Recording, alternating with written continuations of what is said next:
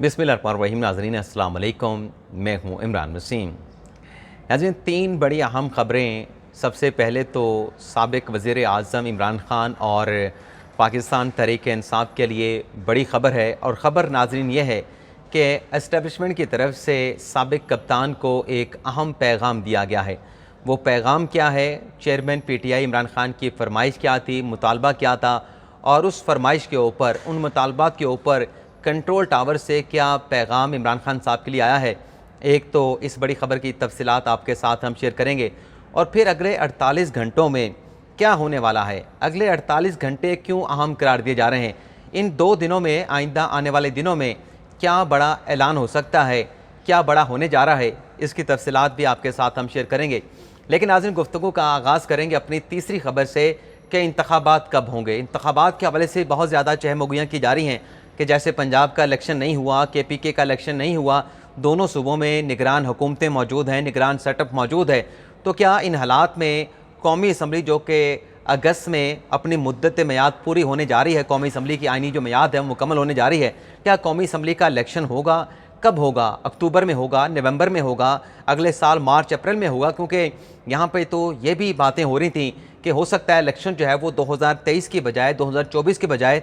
Election 2025 तक चला जाए और कोई कौमी हुकूमत जो है वो बना दी जाए। तो इस हवाले से भी कुछ अहम तफसीलात हैं, वो भी आपके साथ हम शेयर करेंगे। सबसे पहले तो इन 3 खबरों की तफसीलात से अपने वीलॉग का आगाज़ करेंगे, और इसके बाद हमारे प्रोग्राम की कुछ दीगर अहम खबरें भी हैं, जिसमें एक नवाज शरीफ के हवाले से भी खबर है, जिसमें नून लीग के रहनुमा से मुतल्लिक़ भी खबर है, लेकिन उन खबरों की तफसीलात प्रोग्राम में के आखिर में आपके साथ हम शेयर करेंगे। लेकिन सबसे पहले जिस खबर से हम प्रोग्राम का आगाज़ करने जा रहे हैं वो इंतखाबात के हवाले से है कि कौमी असम्बली का और मजमूई तौर पर मुल्क में 1 तारीख को इलेक्शन कब करवाया जाएगा।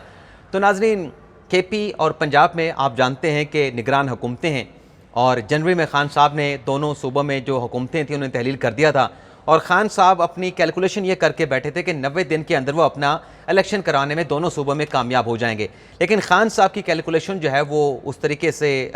साबित नहीं हुई जैसे खान साहब सोच के बैठे थे। लेकिन बहरहाल हुकूमतें वहाँ पे काम कर रही हैं, लेकिन जो कौमी असम्बली है नाज़रीन, वो 12 अगस्त को अपनी मुद्दत मियाद का उनका आखिरी दिन है। 13 अगस्त को जो है वो कौमी असम्बली तहलील हो जाएगी। उसके बाद फिर आइन के मुताबिक जो है वो 60 दिनों में इलेक्शन होना है। लेकिन इस पर भी चहमगोइयाँ की जा रही हैं, इस पर भी लोगों को यकीन नहीं है, क्योंकि बहुत जितने ज़्यादा कहते हैं कि मुँह उतने ज़्यादा बातें। तो 2025 की भी बातें की जा रही हैं, 2024 की भी बातें की जा रही हैं, लेकिन हमें जो ज़राए नाज़रीन बताते हैं, मुसद्दक़ा ज़राए का जो कहना है वो नाज़रीन ये है कि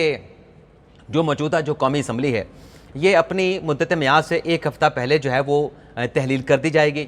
इसके बाद निगरान सेटअप आएगा, और जो तारीख़ है इलेक्शन की कि चारों सूबों में और कौमी असम्बली में एक साथ इलेक्शन हो, ये तारीख़ तय करना सियासी जमातों ने तय करना है। सियासी तारीख़ कौन सी होगी जिसमें मुल्क भर में इलेक्शन करवाया जाएगा, ये तमाम सियासी जमातें बैठ के इस तारीख़ का फ़ैसला करेंगे, जिसमें हुकूमती इत्तेहाद भी हैं, जिसमें इमरान खान साहब भी बैठ के जो है वो तारीख़ के हवाले से बातचीत कर सकते हैं। लेकिन नाज़रीन, ये भी कहा गया, जो कौमी हुकूमतों की बात की जा रही थी या मार्शल लॉ की बात की जा रही थी, तो इस पर भी नाज़रीन जो हसास ज़राए हैं वो ये कहते हैं कि कौमी हुकूमत का कोई इम्कान नहीं। अगले साल जो ज़राए का कहना है कि आप देखेंगे कि 5 साला मैंडेट वाली हुकूमत जो है वो पाकिस्तान में मौजूद होगी, और वो हुकूमत जो है क्योंकि 5 साल के मैंडेट के साथ आएगी, तो वो हुकूमत भरपूर अपने अवामी मैंडेट के साथ फ़ैसले भी करेगी। सियासी फ़ैसले भी होंगे, इंतज़ामी फ़ैसले भी होंगे, और मुआशी फ़ैसले भी होंगे, जो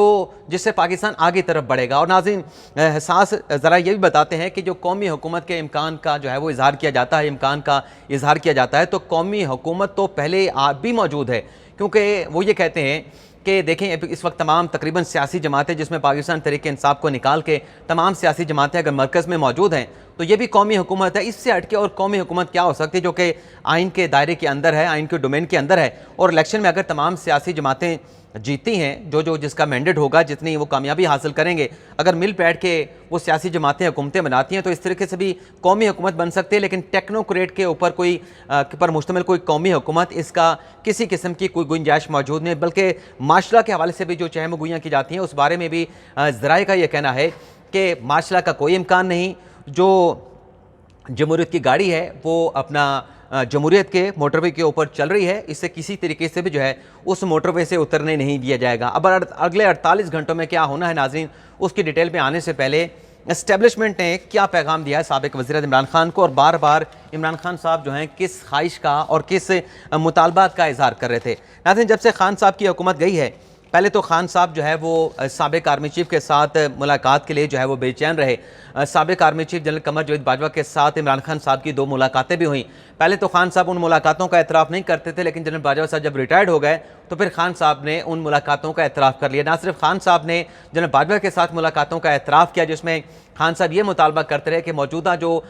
PDM की हुकूमत है, जिसमें पाकिस्तान पीपल्स पार्टी भी हिस्सेदार है, इस हुकूमत को आप गिरा के इलेक्शन करवा दें। और इन मुलाकातों का बाद में एतराफ़ जो है जनरल कमर जावेद बाजवा साहब ने भी एक गैर रस्मी गुफ्तगू में जावेद चौधरी के साथ और शाहिद मितला के साथ जो उनकी गुफ्तगू हुई थी उसमें भी उन्होंने किया था। लेकिन आज खान साहब की ख्वाहिशात, ये मुतालबात जारी रहे कि मौजूदा जो एस्टेब्लिशमेंट है उनके साथ भी जो है वो खान साहब अपनी मुलाकात के हवाले से, मुज़ाकरात के हवाले से, बातचीत के हवाले से अपनी ख्वाहिश का इज़हार करते रहते हैं। अभी भी खान साहब ने जो वीडियो लिंक के ज़रिए आखिरी खिताब किया है, खान साहब ने उसमें यही कहा कि मुल्क के जो हालात हैं इसमें मैं मुज़ाकरात करने के लिए तैयार हूँ, मैं बैठने के लिए तैयार हूँ। हमाद अदर साहब का स्टेटमेंट भी आपको याद होगा, इमरान खान साहब का स्टेटमेंट भी आपको याद होगा, जिसमें यह कहा गया कि ये जो हमने मुज़ाकरात की पेशकश की है, ये हुकूमत के साथ हम मुज़ाकरात की बात नहीं कर रहे, ये PDM के साथ, पीपल्स पार्टी के साथ मुज़ाकरात की बात नहीं कर रहे, बल्कि उनके साथ हम मुज़ाकरात करना चाहते हैं, बातचीत करना चाहते हैं, मुलाकात करना चाहते हैं जिनके पास असल अख्तियार है। तो ये जो खान साहब की फरमाइशें थी, इन फरमाइशों के ऊपर नाज़िर फरमाइशें कह लें, खान साहब का मुतालबा कह लें, या खान साहब का मिन्नत तरला कह लें, क्योंकि खान साहब तो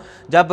उनसे अपोजिशन के लोग मुज़ाकरात की बात करते थे तो खान साहब एक ऐसे घोड़े पे सवार थे कि खान साहब उससे उतरने के लिए तैयार नहीं थे। अब खान साहब की 9 मई के वाक़या के बाद सूरत हाल ऐसी है कि खान साहब बेचैन हैं, हर किसी के साथ मुज़ाकरात करने के लिए तैयार हैं, बस खान साहब को जो है वो ग्रीन सिग्नल मिलना चाहिए। लेकिन आज ज़राए बताते हैं कि वहाँ से पैगाम ये दिया गया है, जो हसास ज़राए बताते हैं कि ये जो खान साहब मुख्तलिफ ख्वाहिशात का इजहार करते हैं, मुलाकात की बात करते हैं, बातचीत की बात करते हैं, जिसके साथ वो ये तमाम सब कुछ करना चाहते हैं, इसको खान साहब बिल्कुल भूल जाएं। वहाँ पे ये फैसला हो चुका है कि ये जो खान साहब जिस हवाले से बात करते हैं, इमरान खान साहब जो हैं कि इलेक्शन होने चाहिए, मुल्क में जो सियासी अदम इस्तेहकाम है, ये मुआशी अदम इस्तेहकाम है, इसका सिर्फ एक ही हल है कि मुल्क में इलेक्शन करवा दिया जाए। तो फिर इलेक्शन अगर करवाना है तो फिर उनके साथ मुलाकात किस लिए, फिर उनके साथ जो है वो बातचीत किस लिए, फिर उनके साथ जो है मुज़ाकरात किस लिए। तो फिर अगर इस बात के ऊपर अगर करना है, यही खान साहब का एक अकेला मुतालबा है कि इलेक्शन करवाए जाएं, तो फिर सियासी जमातों के साथ बैठें। खान साहब सियासी जमातों के साथ क्यों नहीं बैठते? ये जो इलेक्शन की तारीख देनी है, इलेक्शन की तारीख का जो रास्ता है, वो सियासी जमातों के साथ मुज़ाकरात की टेबल पर बैठ के मुज़ाकरात करके वहीं से इलेक्शन की तारीख का रास्ता निकल सकता है, वहीं से इलेक्शन की तारीख भी मिल सकती है। और नाज़िर ज़राए का ये भी कहना है कि खान साहब के पास अभी खान साहब जो बातें कर रहे हैं, कतई नज़र उस बात के बात होती है नहीं होती, वहाँ से तो पैगाम वाज़ेह तौर पे दे देगा कि नहीं, हमारे साथ तो आपका कोई कंसर्न है नहीं, कोई ताल्लुक़ नहीं बनता, सियासी जमातों के साथ जाके बात करें। लेकिन वहाँ पे हुकूमती ज़राए का कहना है कि खान साहब के पास 3 ऑप्शन मौजूद थे। खान साहब ने वो 3 ऑप्शन मुज़ाकरात के, वो मुलाकात के और बातचीत के ज़ाया कर दिए। और हुकूमती नाज़रीन ज़राए का कहना है कि वो 3 ऑप्शन जो खान साहब के पास थे, सबसे पहले एपिक्स कमेटी का जो हुकूमती सतह पर इजलास बुलाया गया था, जिसमें तमाम स्टेक होल्डर मौजूद थे, जिसमें अपोजिशन के लोगों को भी बुलाया गया था, खान साहब को बुलाया गया था। वो बड़ा अहम मौका था खान साहब का बातचीत के लिए, वो बड़ा अहम खान साहब के लिए अपॉर्चुनिटी थी कि वो वहाँ पे मुलाकात भी करते, अपनी बात भी करते और मुज़ाकरात के हवाले से भी जो है वो अपना चैप्टर खोल सकते थे। लेकिन खान साहब ने वहाँ पर भी ना खुद आए, ना अपने पार्टी के लोगों को भेजा। और फिर ये कहा गया कि कौमी सलामती कमेटी का जो इजलास बुलाया गया था, वहाँ पर भी खान साहब को मुद्दू किया गया, लेकिन वहाँ पर भी खान साहब नहीं आए। और उसके बाद तीसरा जो खान साहब के पास ऑप्शन था, अपॉर्चुनिटी थी, वो जो सुप्रीम कोर्ट ने एक विंडो खोली थी, जिसका जिक्र अब मुझे याद नहीं किसने किया था, शाह महमूद कुरैशी साहब कर रहे थे या PTI को बंदा कर रहा था, कि वो बड़ी अच्छा एक विंडो चीफ जस्टिस बंदियाल साहब ने हमें दी थी, जो सरदार काशिफ खान नामी एक शहरी सुप्रीम कोर्ट में दरख्वास्त लेके आए थे, उनके वकील थे शाह खबर साहब, जिसमें सुप्रीम कोर्ट ने ऑप्शन एक्सरसाइज किया, तमाम सियासी जमातों को नोटिस जारी किया। नून लीग के लोग आए, पीपल्स पार्टी के लोग आए, नून लीग की तरफ से ख्वाजा साद रफीक आए थे या सादिक आए थे, पीपल्स पार्टी की तरफ से कमरुज़्ज़मान कायरा साहब आए थे, और तहरीक इंसाफ की तरफ से फवाद चौधरी और शाह महमूद कुरैशी साहब आए थे। तो उसमें नाज़िर ज़राए का कहना है कि ये आखिरी जो ऑप्शन था, ये अल्टीमेट ऑप्शन था खान साहब के पास, और मुज़ाकरात के हवाले से, तारीख के हवाले से चीज़ें तय हो चुकी थी। लेकिन खान साहब क्योंकि उड़ते घोड़े पे सवार थे, ऊंचे घोड़े पे सवार थे, तो ये जो आखिरी ऑप्शन था तारीख का, ये भी खान साहब ने ज़ाया कर दिया। तो अपने पाँव पे तो खान साहब खुद कुल्हाड़ियाँ चला रहे हैं, लेकिन अब भी खान साहब अगर बातचीत करना चाहते हैं, मुलाकात करना चाहते हैं, कोई बातें तय करना चाहते हैं, तो फिर वो सियासी जमातों के साथ ही तमाम मामला तय हो सकते हैं। जहाँ पे वो बार बार नॉक कर रहे हैं, जिस दरवाजे को जाके वो खटखटा रहे हैं, वो गैर मुतल्लका हो चुका है। वहाँ पे खान साहब जितनी कॉलें कर लें, वो मिस कॉल्स ही रहें कि वहाँ पे कोई अटेंशन नहीं होनी, क्योंकि वो तमाम ये जो चीज़ें हैं इलेक्शन के हवाले से ये सियासी जमातों ने तय करनी है। इलेक्शन की तारीख क्या है, किस तरीके का इलेक्शन करना है, वहाँ उनका कोई लेना देना नहीं है। और नाज़रीन आपको ये भी बता दें कि जो ज़राए हैं वो ये भी कहते हैं कि जो खान साहब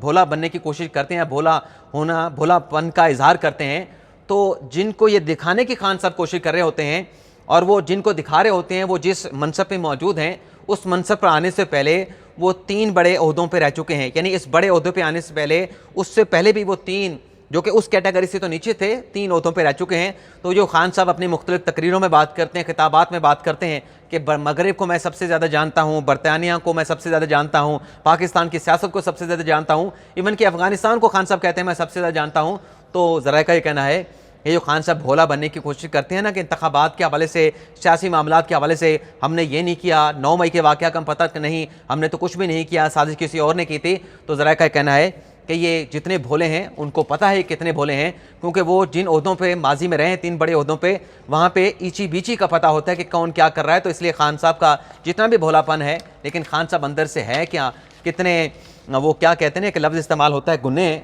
वो उनको सब पता है। अब आ जाते हैं नाज़रीन के 48 घंटों में क्या होने वाला है। तो 48 घंटों के हवाले से नाज़रीन आपको पता है कि सुप्रीम कोर्ट ऑफ पाकिस्तान में फौजी अदालतों के खिलाफ या सिविलियन के कोर्ट मार्शल के खिलाफ भी अदालत उज़्मा में बड़ी अहम समाअत जारी है। तो नाज़रीन वाइब्स ये आ रही हैं, जो शहर इक़्तिदार में बातें की जा रही हैं कि अगले 48 घंटों में, वैसे तो ये खबर पार्शली आपके साथ हम शेयर कर चुके हैं, लेकिन अब इसमें कुछ नई इन्फॉर्मेशन भी शामिल हुई है, इसमें कुछ और भी अपडेट्स हमें मिली हैं। तो ये कहा जा रहा है नाज़रीन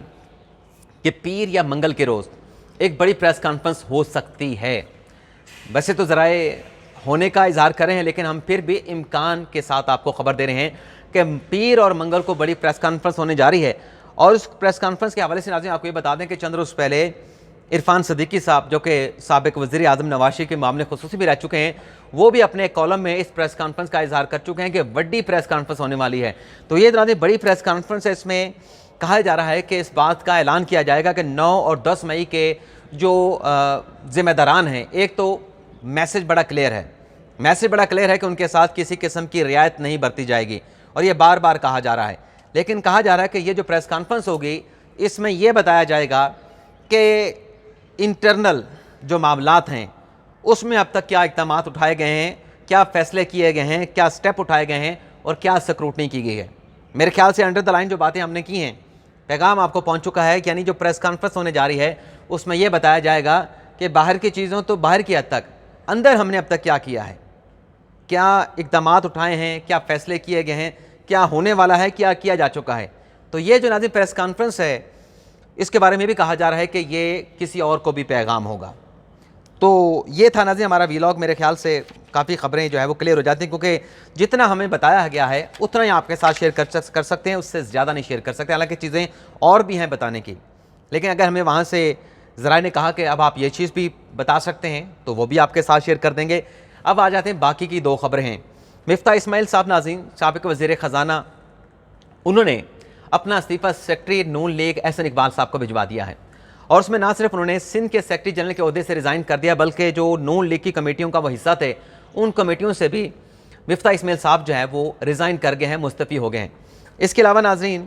नवाज शरीफ के हवाले से जो एक केस बनाया गया जिसमें जंग ग्रुप के जो मालिक हैं मीर शकील रहमान को गिरफ़्तार किया गया था और उसमें नवाज शरीफ को इश्तिहारी करार दिया गया था, वो जो नाज़रीन रेफरेंस था जो प्लाट अलॉटमेंट का लाहौर में जौहर टाउन में प्लाट के अलॉटमेंट के हवाले से या गैर कानूनी अलॉटमेंट के हवाले से बनाया गया था, उसमें जो मरकज़ी मुलज़म थे वो तो मीर शकील रहमान साहब थे। मुबैना तौर पे जो उन पर इल्ज़ाम लगाया गया था वो तो बरी हो चुके थे, उनके खिलाफ तो केस जो है वो ख़त्म कर दिया गया था। अब नाज़रीन इस केस में साबिक़ वज़ीर नवाज शरीफ को भी क्लीन चिट दे दी गई है, उनको भी बरी कर दिया गया, और ये कहा गया है कि जो नैब का नया कानून है उसके मुताबिक ये मुकदमा तो नैब के डोमेन में नहीं आता। अगर नाज़रीन मुकदमा बेशक नैब की डोमेन में भी रहता, नैब की तरमीम ना होती, तो जब मरकज़ी मुलज़म मीर शकील रहमान बरी हो चुका है, इस केस में एक्विट हो चुके हैं, तो फिर उसके बाद शरीक मुलज़मान के ऊपर तो ये केस का फिर जवाज़ ही नहीं रहता। जब मरकज़ी मुलज़म बरी हो जाए तो फिर शरीक मुलज़मान के खिलाफ मुकदमा जो है वो ऑटोमेटिकली कमज़ोर पड़ जाता है। तो ये था नाज़रीन हमारा आज का व्लॉग। आपसे इजाज़त चाहेंगे। अल्लाह ताला हम सब का हामी नासर अपनी दुआ में याद रखिएगा। अल्लाह हाफ़िज़।